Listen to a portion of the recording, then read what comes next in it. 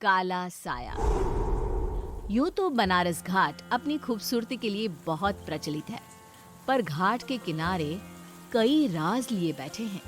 ये कहानी शुरू होती है बनारस के घाट के पास बने ममता निवास से, जहां प्रिया लाल जोड़े में ममता के घर उसकी बहू बनकर आती है। आओ आओ बहू, घर को अपने पैरों से पवित्र करो।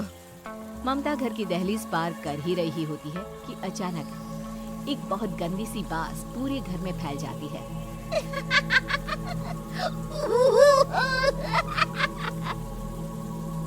ये बदबू और ये आवाजें, ये कौन हंस रहा है माँ?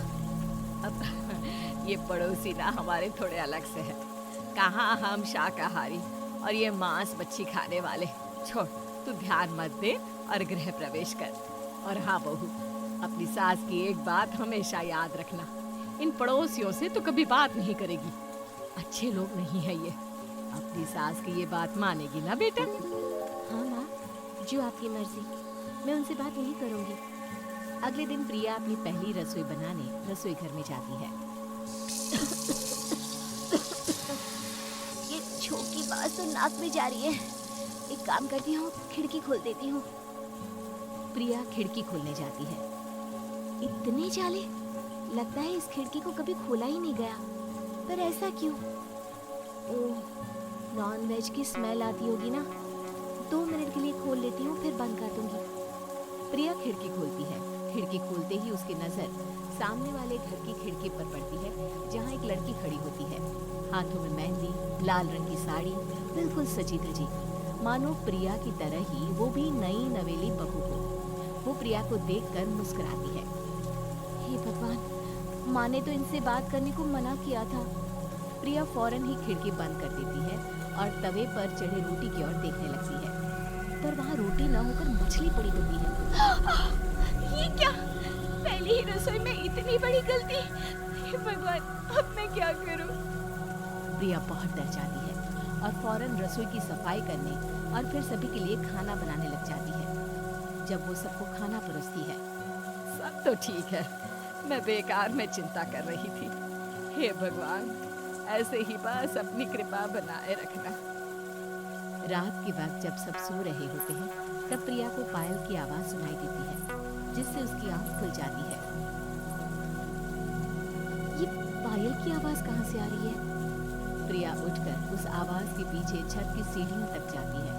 तभी उसे बच्चे के रोने की आवाज आती है। प्रिया छत पर जाती है तो क्या देखती है?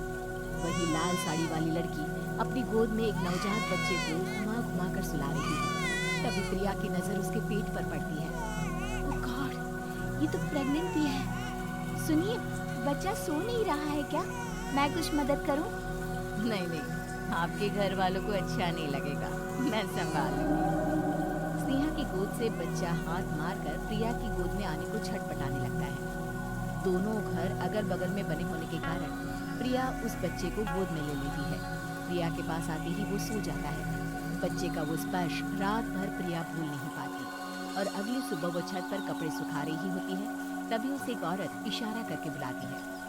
स्नेहा कह रही थी बाबू तुम्हारी गोद में आते ही सो गया। मैं गौरी, स्नेहा की माँ हूँ। बहू, घर आना, बाबू को खिला भी लेना। शाम को जब घर पर कोई नहीं रहता, बच्चे से मिलने के लिए प्रिया छिपकर अपनी पड़ोसन के घर चली जाती है और कुछ देर बच्चे को खिलाकर वापस लौट आती है। इसके कुछ दिन बाद ही प्रिया को पता चलता है कि वो माँ बनने वाली है। ममता की खुशी का ठिकाना नहीं रहता।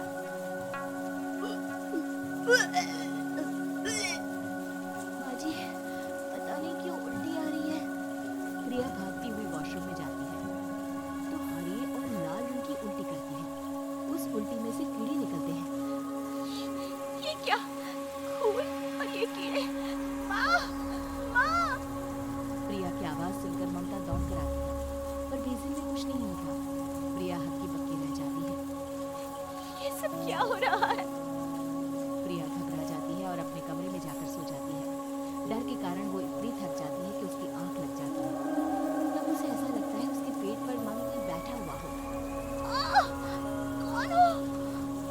प्रिया के पेट पर एक 5 महीने की बच्ची बैठी हुई थी, जो बुरी तरह जली हुई थी।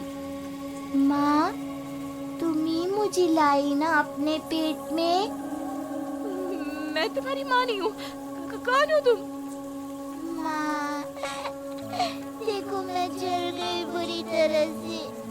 6 महीने पेट में रहने को भी मुझे नहीं मिला। सहला दो ना माँ। बचाओ, बचाओ, माँ।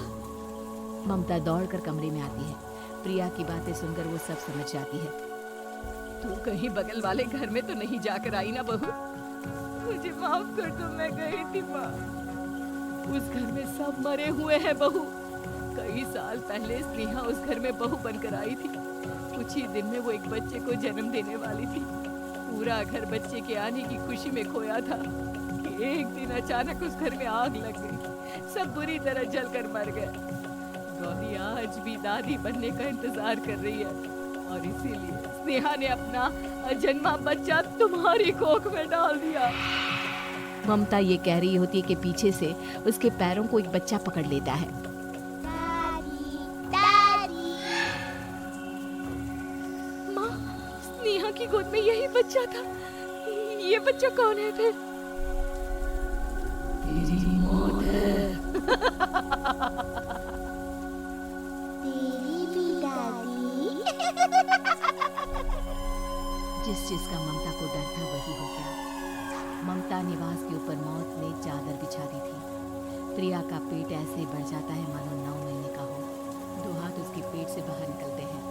बहू, संतोष को फोन कर, किसी पंडित जी को बुला बहू। प्रिया का पति भागता हुआ घर आता है। ये तो होना ही था माँ।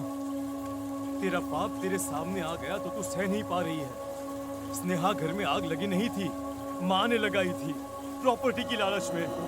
और वो बच्चा मेरी पहली पत्नी का बच्चा है, मेरा बेटा, जो कि उस आग की चपेट का शिकार हो गया था। मैंने तुमसे ये सब माँ के कहने पर छुपाया था। मुझे माफ कर दो प्रिया। तुम अगर चाहो तो यहाँ से जा सकती हो। मैं तुम्हें किसी भी बंधन में रखना नहीं चाहता।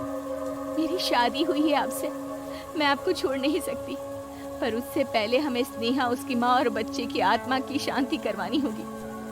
संतोष और ममता गौरी के घर जाते हैं। अंदर सब कुछ जला हुआ होता है। जमीन पर जली हुई लाशें बिखरी हुई थी। ममता रो रो कर अपनी करने की माफी गौरी से मांगती है। प्रिया स्नेहा के घर वालों का अंतिम संस्कार करवा देती है और ममता निवास फिर से आत्माओं के साए से मुक्त हो जाता है।